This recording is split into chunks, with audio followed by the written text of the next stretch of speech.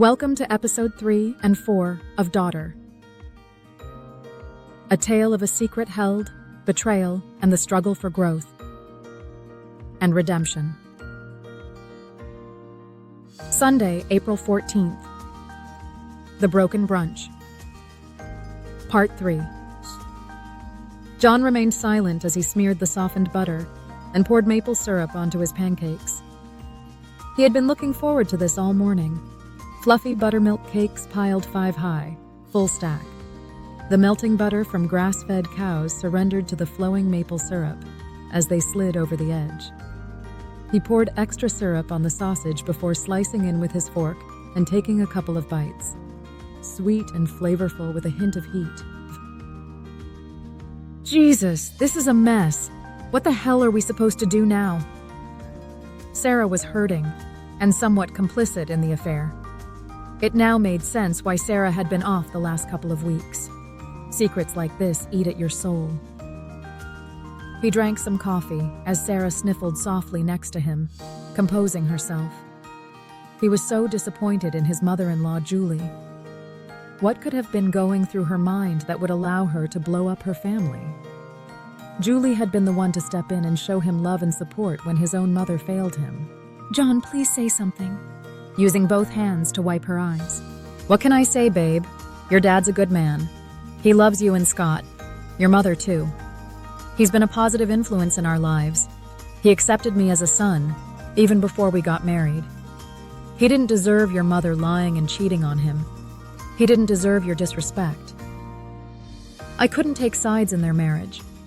My mom told me to stay out of it because it was between them to handle." "She said she would handle it," said Sara, realizing she sounded like a child. John rubbed his temples, pushing his half-eaten pancakes away. "Let's finish this at home," he said quietly, his voice tight. Looking up, he caught Penny's eye and gestured for the check. "We both need some time to..." He trailed off, unable or unwilling to finish the thought. Penny handed John a few to-go boxes and placed the check on the table. "Pay up at the counter, as always, sweetie." She then placed her hand on top of Sara's shoulder. "I'm sorry, Sara girl. I overheard. Your family will get through this, honey. I'm praying for you all." Sara nodded and gave Penny a sad smile. Sara stared blankly at the unfinished breakfast before them, barely registering the soft sounds of John's fork against his plate. As she pushed a strand of hair from her face, her gaze drifted across the diner, seeking an anchor in the familiar surroundings. That's when she saw it. The painting still hung there, its colors softened by time, but no less striking. One of many proud displays from her elementary school's annual art contest. Her friend Rion's third-grade masterpiece, a great tree with leaves rendered in bold, blocky strokes of green, its branches reaching across the canvas like protective arms. Below it, a child painted in ghostly grays seemed to dance, one hand stretched upward as if in conversation with the tree. Sara's fingers found her grandmother's pendant as memory washed over her. The painting had always reminded her of those precious afternoons in her parents' backyard, nestled in her grandmother's embrace beneath their own mighty oak, listening to stories that felt as old as the tree itself. Now both the stories and their teller were gone, leaving Sara with an ache that seemed to echo the spectral child's reaching gesture. She longed to be back there, to that place and time, when her parents loved each other and life was simpler. A piece of omelet found its way into her mouth, the feta cheese striking a decidedly sour flavor. The conversation with John at home won't be easy. Her marriage is in danger. Chop. Sunday, April 14th. Darkness Descending. Part 1.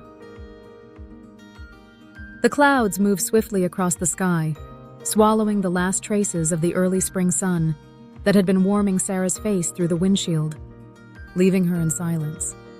A silence that echoed between her and John, cold and unforgiving as winter's deepest chill. John's knuckles whitened on the steering wheel. Sara recognized that look. It's the same one he wore when talking about his own parents' marriage. John re-examined past conversations with Sara. Had she misrepresented her values toward marriage and fidelity? They talked about this multiple times before getting married. Has something changed? Could he build a family with Sara if she now thought about relationships and fidelity, the same way as her mother?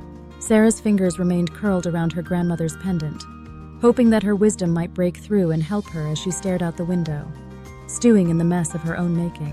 Mom said she finally felt alive again, she recalled bitterly. That she deserved to experience more before it was too late. That's what women do now, Sara. We don't let marriage define us anymore. We define marriage. Sara pushed back, told her mother she was wrong, that it wasn't her body, her choice when she'd made vows to someone else. But now, the words looped in her mind, twisting into questions she didn't want to ask. Had I been naive all along? Was I clinging to something that wasn't real? Were relationships evolving like this? She turned to glance at John, his grip on the steering wheel still tight, his expression unreadable. He had always been so sure, so steadfast in his beliefs. She envied that certainty, because for the first time, she wasn't sure what she believed anymore. But then her chest burned as reality clawed back up at her. Her mother had lied, again and again. That hurt, like a mirror fracturing inside her all at once, each lie splintering and driving its shards deeper into her heart. But that realization could not mask how disappointed she was in herself. She should have acted on her gut instinct and told her father about her mother's deluded path towards infidelity. Instead, her inaction was now viewed as support for her mother's infidelity. She bore the unbearable weight of being her mother's secret keeper. Her mind replayed the brunch like a film reel she couldn't pause. Her heart broke all over again as she pictured the hurt look on her father's face. The exact moment he realized she knew something more. It haunted her. She watched his eyes transition from realization to shock, sadness, then anger. She had to turn away, shriveling under the intensity of that stare, and now John was involved. Her attempt to not let it affect her marriage, while trying to get her mom to work it out with her dad, backfired. She wished she had time to call Em. Her best friend had a way of cutting through drama with brutal honesty, a skill she mastered growing up as a kid in Hollywood's unforgiving spotlight. But no, she would face John on her own. As they passed the unmanned gatehouse, Sara's eyes drifted to the flower beds, where the grounds crew was planting vibrant blooms. She wanted to feel the promise of spring, the renewal in those petals, but the sight only deepened the ache in her chest. No amount of flowers could cover the cracks forming in her marriage. She loved the flowered paths between the buildings, the way they wove through bursts of color and life. She and John had walked them often, hand in hand, dreaming of the future. But now, even the paths felt distant, like promises from another life she wasn't sure she deserved anymore. She had learned a lot by speaking with the gardeners that she hoped would help her brighten the home she and John would one day buy to start their family. Thinking about flowers, however, did nothing to brighten her spirits. Her dream of owning a home with John and starting a family seemed further away. Something that might slip through her fingers if she wasn't careful. Their building stood at the edge of the development, quiet and apart, like they'd wanted. The westward-facing balcony had been a promise of sunsets shared over wine. Her cheeks flushed with warmth as some of those memories included making out while straddling her husband, or her fingers threaded into his hair as his tongue drove her wild. Stars twinkling into life behind his head, matching the millions of tiny stars exploding across her vision.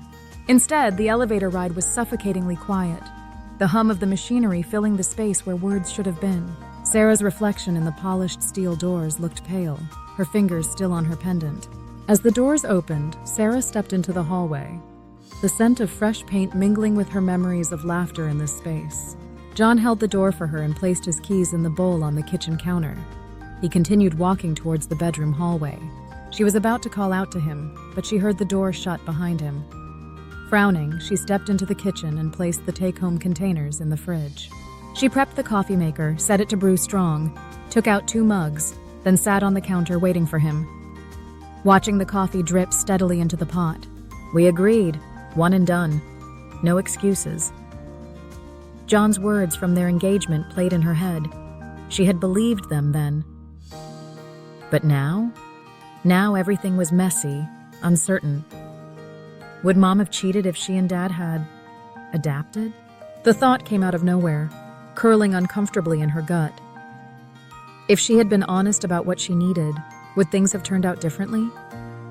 She hated she was even thinking about it, hated that her mother's voice was in her head, making her question things she had never questioned before. Her hand drifted back to her pendant as she stared at the wall in silence. She traced the gold etching of the tree, just as she used to when she was little and her grandmother held her close. Her stories of resilience and strength came to mind. The pendant's warmth, as always, brought a fleeting sense of peace. Sara had been deeply affected by her grandmother's passing and surprised when the pendant was entrusted to her instead of her mother. It felt almost like an unspoken bond between them, a legacy of silent support. She tucked the pendant back under her blouse. "This sucks," thought Sara. "We rarely fight about anything. Their disagreements were usually about airing frustrations and then finding quick, loving resolutions. This, however, was different. Like the first true fracture in their marriage. John had been avoiding her eyes all morning, barely speaking at the diner or during the drive home. That never happened before. And what was he doing in the bedroom? Meanwhile, in the bedroom, John took his time choosing, and then carefully folding each piece of clothing into the small suitcase on the bed. He was determined to pack light, fewer pants, and more shirts. Workout tank tops for sure, enough to last a week. His computer bag, with his work things, was already packed. The news about Julie still gnawed at him, a constant ache just beneath the surface that brought up memories of his childhood.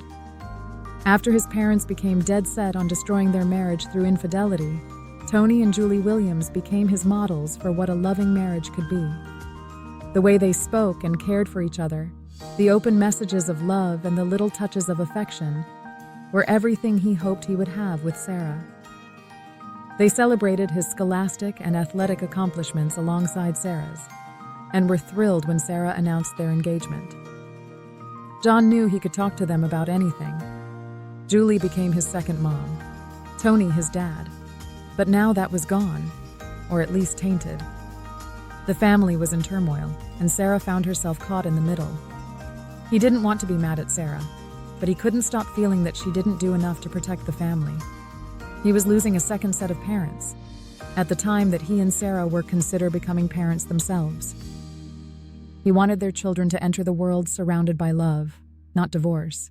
John's hands hovered over the suitcase zipper, his gaze snagging on the ornate frame on his nightstand. He and Sara kissing on the kissing bridge at a local Ren fair. It felt worlds away, like a snapshot from a life he wasn't sure he still belonged to. Back in the kitchen, the rumblings in the bedroom died down, and John strode out into the dining room area. Sara's heart dropped as he placed the suitcase and his computer bag by the front door. Turning into the kitchen, he paused before pouring himself a coffee, as memories of happier moments of enjoying meals together with Sara entered his mind. He sat next to Sara on their island counter. "Thanks for making coffee." "No problem. Figured we'd need it." Sara's eyes lingered on the packed bags by the door. "What's with the bags?" John didn't look up, his fingers tracing the rim of his cup. "Later, not important." The words hit her harder than they should have. Sara's chest tightened, the weight of his tone pressing down like a lead blanket. He never spoke to her like this. So distant, dismissive. "So, tell me, how could you accept what your mother was doing? How could you disrespect your father and not tell him your mom was cheating?" Thank you for listening. Our story continues next week in part 5, where Sara's troubles only get worse. Please click the subscribe button and support our channel.